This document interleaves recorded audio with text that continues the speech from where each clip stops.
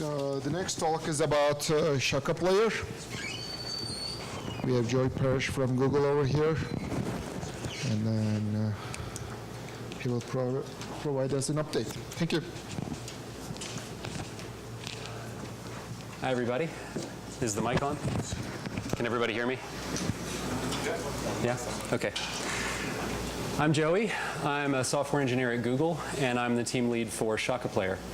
So I don't want to be the only person up here in 2 days who doesn't mention the World Cup. So show of hands, how many of your products streamed the World Cup in 2018? Yes? Good. How many of them were using Shaka Player? So I see half a hand, one hand? Okay, anyway. So for those of you who are not familiar with Shaka Player already, I'm going to give you a brief overview here. We do adaptive bitrate playback, we do Dash and HLS, VOD and live, subtitles, multilingual content. The thing I'm most proud of, I think, is our offline storage and playback. We try to make it as simple as possible to build offline apps based on IndexedDB, EME persistent license.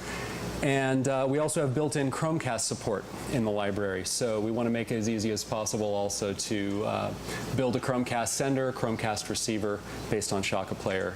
We try to keep the API as simple as possible, and everything is free and open source. It's an Apache license, in case you're interested. So philosophically, we do everything we can to follow web standards. We have polyfills that are built right into the library, so you don't have to think about whether you're running on all the various browser platforms out there. If you want to extend Shaka Player, add or even remove features, you can customize the build and add or remove plugins. Almost everything we do is a plugin by default. So don't want Dash, delete the Dash plugin. Don't want HLS, delete the HLS plugin. It's DRM agnostic, so any browser-supported DRM should work, and we test actively with Widevine and PlayReady. And we try to keep it lightweight as much as possible, no third-party dependencies, and do extensive automated testing. So that's where we are today. I want to give you a little preview of what's next. So utilizing the latest in blockchain technology, we have created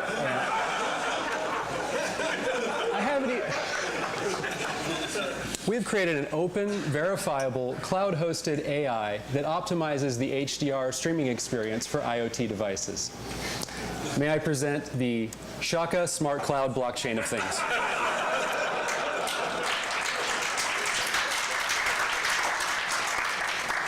Can't believe you all laughed before I got to the punchline.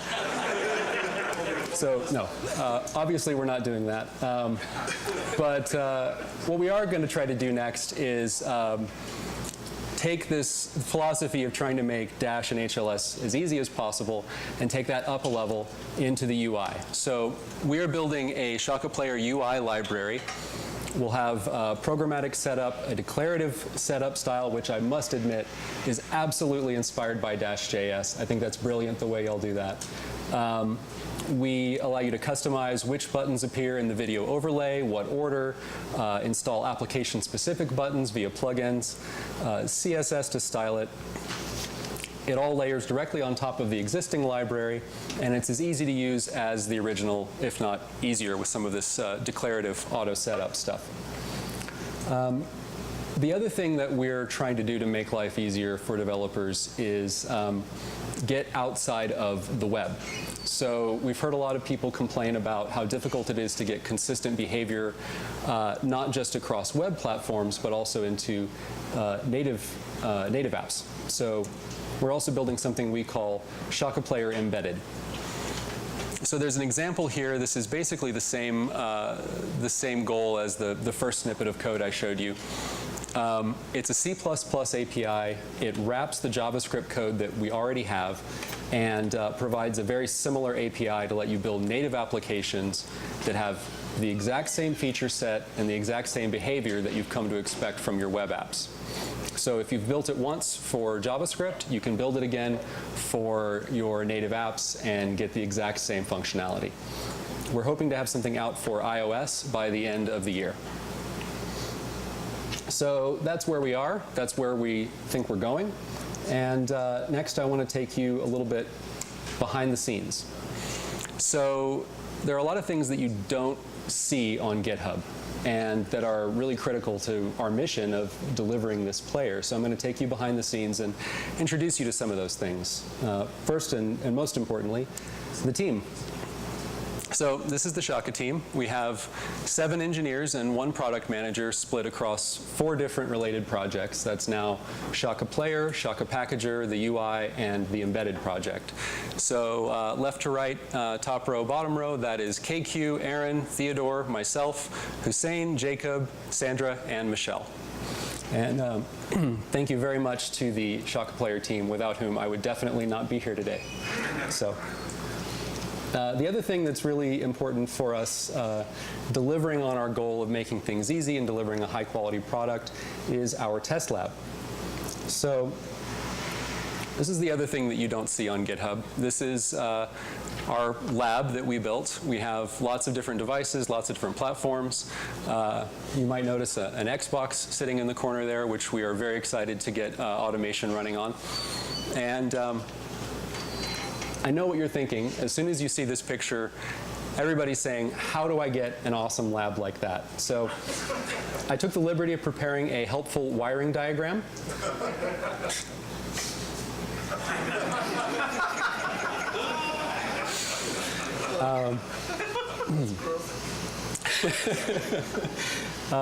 So what we have in our lab is some mostly open source components. We have Karma, which is our test runner. It's an open source project from Google. Runs on the workstation or on the build bot. It launches tests that are written in Jasmine. That's our actual test framework. Karma has this really cool thing where they use plugins to launch a browser. By default, that launches your local browsers, whatever you have on your platform. But you can also build new plugins. So most of what we do in our lab is running a WebDriver launcher, and we have a Selenium grid set up in the lab that controls all those different platforms, can launch all the different browsers. But fundamentally, all the launcher does is start a browser, direct it to a URL that points back to Karma's web server, and then you serve up the tests and the code under test, and all the tests run. Results get reported back over, I think, WebSocket to the test runner. What we've done is we've built some custom launchers. My goal is for all of these to be open source at some point. We're not quite there yet. We have a Chromecast launcher that we built, which unfortunately can't be used outside Google. It uses a private API to communicate with the Chromecast. We have a Chrome OS launcher, which uses SSH to a dev mode Chromebook, and a Tizen TV launcher using the Tizen SDK, which actually takes a template of a Tizen app, fills in a URL that points at whatever Karma's web server happens to be at that moment, compiles it, pushes it to the television, and then runs it. So as hacky as that sounds, it is exactly what Karma launchers let you do. And then we hope to do something similar and build an Xbox One launcher soon. We do have an Xbox in our lab, but currently we have to do manual testing on that. So that's what we've got set up now. Platforms that we test on, we have Chrome, Firefox, Edge, Safari, IE, Chromecast, Chrome OS, and Tizen TV. So we have a total of 14 platforms running in our lab with 1,400 test cases running 19,600 tests plus per night. So we're very excited about that, and we rely pretty heavily on automation. Now, we used to use VMs. We had a lot of problems with test flake. Timing didn't work out. Things didn't finish in the time they were supposed to. And in particular, we had a lot of problems running DRM-related tests on a VM. We were using a third-party service for that provided a Selenium grid, and we just really couldn't make it work at the level that we needed. So we ended up building out our lab. The other thing that we don't really talk about, but you may have got an inkling of on GitHub, is something that we call BugCop. Yes, that is a real hat. We actually pass it around from desk to desk. The BugCop rotation is the way we get away with not having a full-time admin as -JS does. So we have, every week it's somebody's responsibility to be the BugCop, and that lets us spread out a lot of this responsibility over the team. It takes priority over all feature work. Your job is to triage bugs.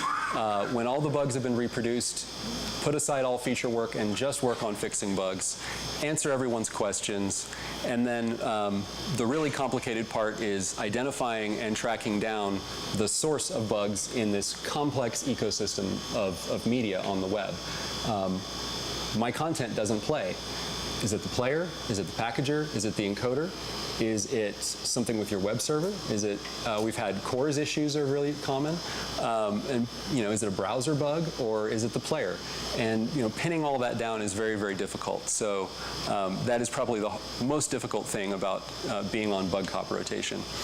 The goal here is that we can reduce the latency on responses, because before we had a BugCop, it would largely fall to one person who had to get frustrated and give up whatever else they were doing to focus on GitHub. So ideally with this system, we're responding to your issues more quickly, and we're making sure that everything's taken care of.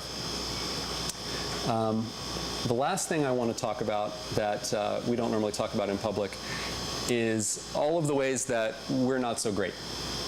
So on GitHub, if you've spent any time on our issue tracker, you might have seen this label we created called "Why Didn't We Catch This Sooner?" This was a label we created for bugs that were frankly a little bit embarrassing, because all it really took was one button click or something as simple as that, but that our automation at the library level didn't catch. Sometimes these are bugs in the demo app itself, which is not covered by our automation. Or sometimes there are other things that would be relatively easy for an engaged human being to catch. And what we've found is that these typically represent gaps in our manual testing plan, because we don't have one. We put a lot of time and energy into our automation, and there are just some things that are better done by human beings. And we're working with our engineering productivity team to build a manual testing plan based on the contents of that GitHub label. The other thing we don't do very well is keep up with pull requests. We're getting pretty good, I think, with handling issues, but pull requests are a bit more complicated.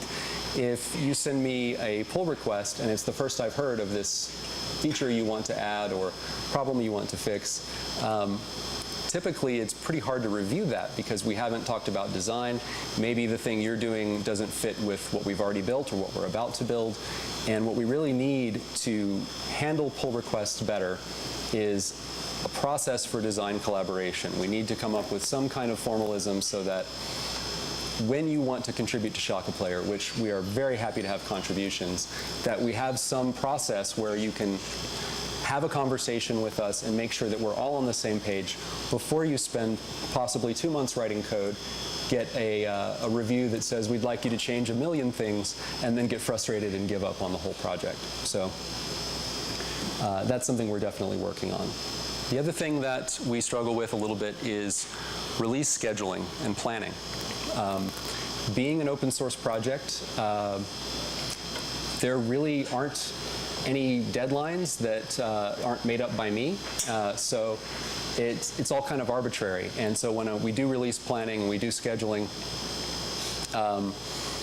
it's great for us not to worry too much about, we don't miss revenue if a feature takes a little bit longer to come out, but that's very frustrating for our users and for developers. So we are working to get better about scheduling and planning so that when we tell you a feature will be in version 2.5, that you can reasonably expect to see it in version 2.5. And when we say that'll be out in Q3, you can reasonably expect to see it in Q3.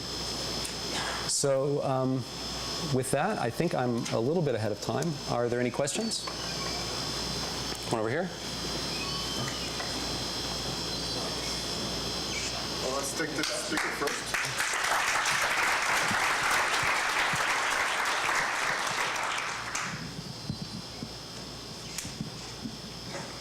Hi, thank you for presentation. I didn't catch that. How do you guys plan for features, roadmaps? How do you decide what feature to implement next? So we do all of our feature planning on GitHub. We use the milestones feature on GitHub. We typically plan 1 to 2 milestones ahead, and we take features out of the backlog. And we've decided internally with our product manager and with other stakeholders what the critical features should be for that release. What tends to lengthen our release cycles are bugs, because obviously we didn't plan the bugs, but as they come up, we try to deal with them in the same release and in the bug fix releases that precede that release. Okay. Any other questions out there?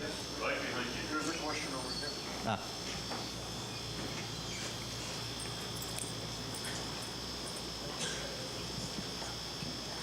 So one thing that kind of like my pain point of developing players for Twitch is when we testing the ABR algorithm, there are like a different zillions of different network conditions. So I just wonder how you design the test case for your ABR algorithm and how you automate it.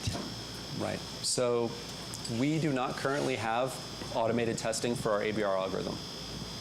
It's one of the biggest gaps in our automated testing. When we do test our ABR algorithm with manually, we do it with Chrome's network inspector with the simulation there. But occasionally one of us will run into a bug just at home on Wi-Fi, because when things go wrong, it's always Wi-Fi. So.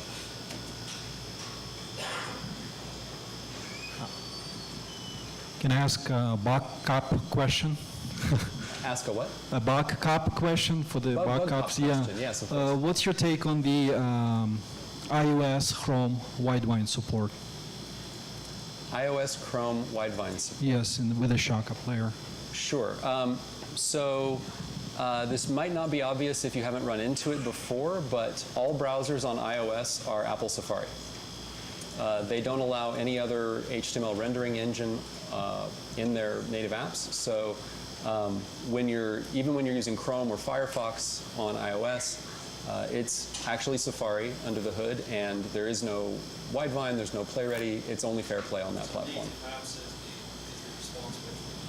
So basically, the only way to support other DRMs is native app on the iOS, I believe. Yeah, as far as I know, the only way to support any other DRM on that platform is with a native app. But I mean, you could equally point at the same thing about any browser. Chrome only has Widevine. Edge and IE only have PlayReady. Apple devices only have FairPlay. So it's not unusual in that regard. Okay, another round of applause for Jelly.